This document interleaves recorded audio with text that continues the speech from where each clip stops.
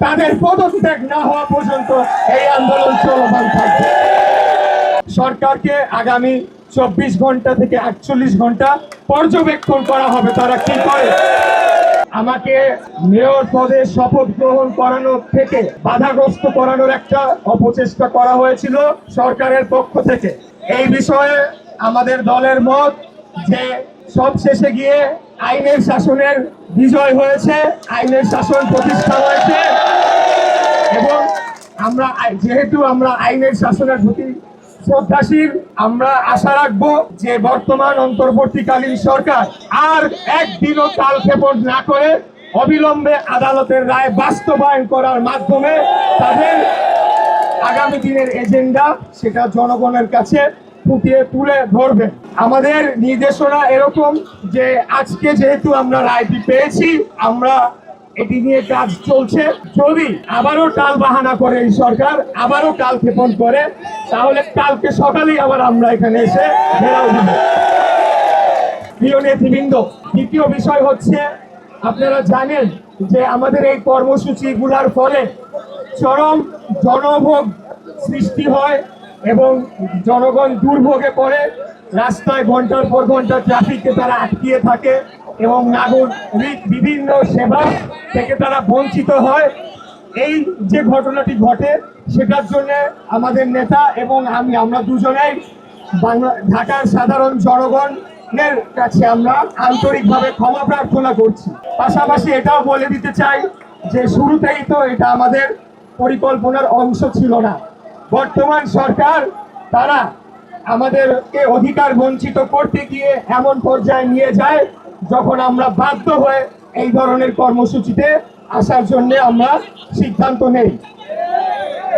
এখন গতকাল আমি একটা কথা বলেছিলাম, যেটি হচ্ছে যে বর্তমান সরকারের ভেতরে যে দুইজন ছাত্র প্রতিনিধি রয়েছেন যারা একটি নতুন রাজনৈতিক দলের সরাসরি সমর্থক এবং সংগঠক হিসেবেই কাজ করছেন, তাদের পদত্যাগ না হওয়া পর্যন্ত এই আন্দোলন শেষ হবে না, এই ঘোষণা আমি দিয়েছিলাম।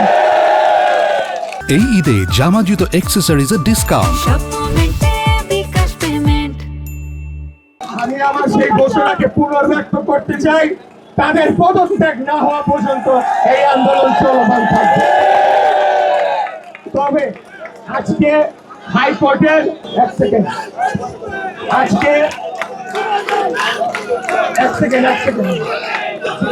যেহেতু বাংলাদেশ জাতীয়তাবাদী দল বিএনপি একটি গণতান্ত্রিক, নিয়মতান্ত্রিক এবং আইনের শাসনে বিশ্বাসী রাজনৈতিক দল, আজকের হাইকোর্টের আদেশনার পর আমাদের দল সিদ্ধান্ত নিয়েছে যে আপাতত আমরা স্থগিত রাখবো এবং সরকারকে আগামী 24 ঘন্টা থেকে 48 ঘন্টা পর্যবেক্ষণ করা হবে তারা কি করে এবং তার পরিপ্রেক্ষিতে তাদের যে কর্মকাণ্ড সেটার উপর ভিত্তি করে পরবর্তী কার্যক্রম নির্দেশনা আসবে এবং নেওয়া হবে।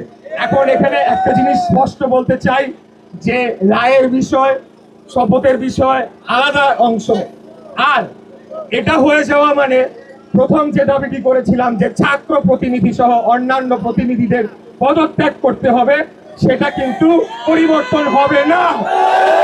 সেই দাবির জায়গায় থাকবে। হয়তোবা সরকারের সাথে আমাদের উচ্চ পর্যায় থেকে আলাপ আলোচনা করে এটিকে সমাধান করার চেষ্টা করবে। যদি না হয় তখন সেই অনুযায়ী ব্যবস্থা নেওয়া হবে আন্দোলন সংগ্রামে। প্রিয় ভাইরা, আজকে আমাদের যতটুকুই অর্জন হয়েছে, আমাদের যুদ্ধ কিন্তু শেষ হয়ে যায় না।